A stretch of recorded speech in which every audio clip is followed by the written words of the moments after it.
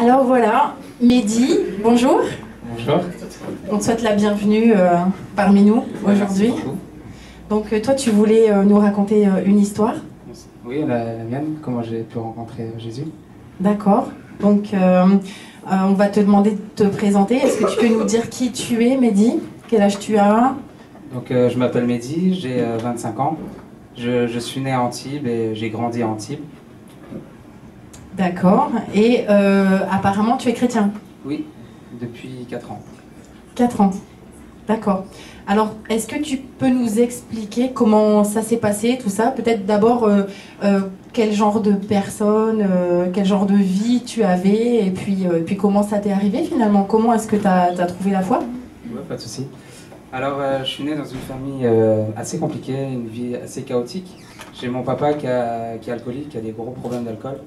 Et il tapait souvent ma maman, et puis bon, des images assez difficiles pour des enfants de bas âge.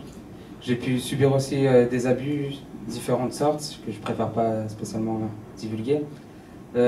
Puis ouais, c'était assez compliqué. Mes frères qui sont partis un par un en foyer, parce qu'ils tapaient mon père pour défendre ma mère. Enfin, c'était un climat très difficile. Ouais, beaucoup de violence du coup. C'est ça. Beaucoup de violence. Et puis, ma maman, elle est à l'église, donc je me suis dit, bah, je la suivais. Et puis, j'étais même enfant de cœur à l'église catholique. Donc, je trouvais ça vraiment bien de pouvoir voir des gens. Puis, ça me sortait un peu de ma vie quotidienne. Mais avec le temps, j'ai perdu vraiment la foi, parce que je me dis, punaise, je vais à l'église, je crois en Dieu, mais ma vie, elle change pas. Ouais, il se passe rien quoi. C'est ça. Tu t'es demandé finalement pourquoi continuer à croire C'est ça, je me dis, mais pourquoi croire en quelqu'un qui fait rien? Et puis, ouais, je vais même demander pourquoi je suis né sur Terre pour avoir tous ces problèmes-là. Ouais, d'accord, donc tu étais vraiment en détresse profonde. C'est ça. Tu cherchais un sens à ta vie. D'accord. Et alors, ben justement, qu'est-ce qui a changé? Qu'est-ce qui s'est passé entre deux? Alors, une chose qui est vraiment fausse, c'est que au niveau du travail, bah, ça n'a jamais été ça. J'ai loupé mon bac à 0,2 points. Et bah, forcément, quand on grandit, on est obligé d'avoir une activité professionnelle, de pouvoir s'en sortir et commencer à subvenir à ses besoins. Et je faisais beaucoup d'intérim. Et il y a une mission d'intérim, et à chaque fois qu'il venait, c'était pour faire 8 heures de plonge.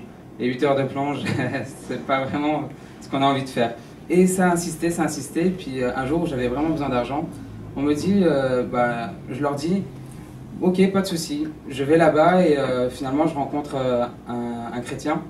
Et il parlait tellement de sa foi que les gens là-bas l'appelaient Père Sylvain. Et du coup, j'ai pensé que c'était même un prêtre. Il fait, non, je suis pas prêtre, c'est simplement, je crois vraiment en Dieu. Et puis même, je suis musicien, je fais la louange dans mon église.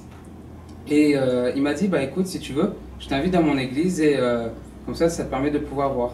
Et Dieu a quand même de l'humour, parce que l'église où il m'a emmené, ça faisait 12 ans que je faisais du tennis de table en dessous de cette église. Donc j'ai décidé d'y aller, et la louange m'a beaucoup touché. Avec tout ce que j'ai pu vivre, bah, je me suis toujours enfermé dans la musique, parce que la musique pour moi c'est vraiment un moyen d'expression. On peut vraiment abandonner tout ce qu'on a sans forcément communiquer aux gens. Et donc du coup ça se passe... Donc il t'a invité donc, dans son église? Dans son église, c'est ça. C'était quoi? C'était un dimanche matin? C'était un samedi soir lors d'une réunion jeunesse. D'accord. Donc comme je disais, la louange m'a beaucoup touché. Et le lundi même, il me dit, ah bah tiens, si ça t'a plu, reviens. Okay, moi, je n'étais pas contre, j'avais rien à perdre, donc j'y suis allé. Donc la réunion se passe, rien de spécial, et le soir, je discutais avec des amis là-bas, et je leur disais, vous savez, moi, avec tout ce que j'ai pu vivre, j'arrive à cerner les personnes, parce que ça m'a permis d'observer les gens et de pouvoir ressentir ce qu'ils ont au fond d'eux. Et un de ses amis me dit, ah, tu sais que Dieu te connaît encore mieux, et il sait toutes choses de toi. Je lui dis, écoute, le jour que ça m'arrive, je croirai ce que tu veux, mais pour l'instant, c'est même pas la peine. D'accord, donc tu es allé parce que... Pourquoi? Tu es retourné pourquoi? Parce que tu avais trouvé que la musique était sympa, les gens étaient sympas? Bah, en fait, la musique m'a beaucoup attiré. J'aimais bien on va dire, ce nouvel type d'église avec vraiment de la musique un peu plus pop-rock.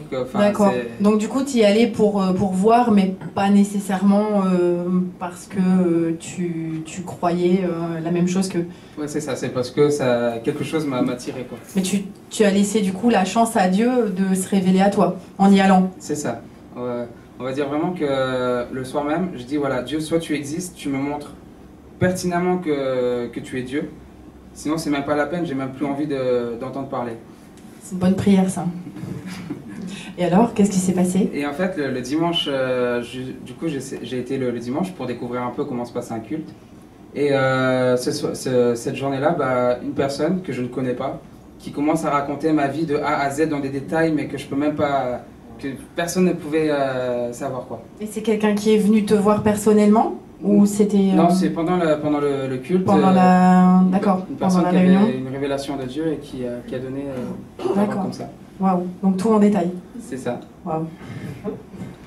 Donc on va dire qu'à partir de ce moment-là, bah, c'est quand même troublant de savoir que quelqu'un connaît à ce point-là votre vie alors qu'on n'a pas communiqué. Et ce qui a vraiment mis un coup d'ancrage dans cette chose, c'est un mardi soir, je me souviendrai toute ma vie. Je suis allé à une réunion de prière et j'avais plus rien à perdre. Donc je suis allé voir le pasteur, je disais écoutez, dans ma vie j'ai vécu certaines choses, j'ai grandi sans amour ni rien, je me suis toujours débrouillé tout seul. S'il y a quelqu'un qui peut faire quelque chose, il n'y a que Dieu. Et ce qui est drôle, c'est que pendant la réunion, le pasteur priait pour des gens et il se passait vraiment des choses surnaturelles, des délivrances et des choses comme ça. Et je rigolais, je dis oui, ils font exprès, c'est n'importe quoi. Et tu as l'humour parce que le pasteur prie pour moi et je tombe par terre, je peux même pas expliquer. Il prie pour moi, je sens des fourmillements dans mon cœur et en un instant, une explosion d'amour dans mon cœur qui est venue me percuter. Je peux même pas vous expliquer à quel point cet amour était puissant. C'est comme si que tout l'amour que j'avais jamais eu en grandissant, bah, il est venu en un instant. Waouh, tu m'étonnes que tu es tombé par terre. Et donc aujourd'hui? Donc aujourd'hui, bah, avec l'amour que Dieu m'a donné, j'ai harcelé mon pasteur pour me faire baptiser. Et il m'a dit, bah, le jour de ton baptême, si tu refuses de faire baptiser, je te mets la tête dans l'eau quand même, parce que tous les jours, à chaque fois que je le voyais, je dis, je vais me faire baptiser, je vais me faire baptiser. Donc tu t'es fait baptiser en effet parce que c'est ce que Dieu nous dit dans la Bible. Bah, c'est même si vous croyez. C'est même plus que ça, c'est vraiment par amour.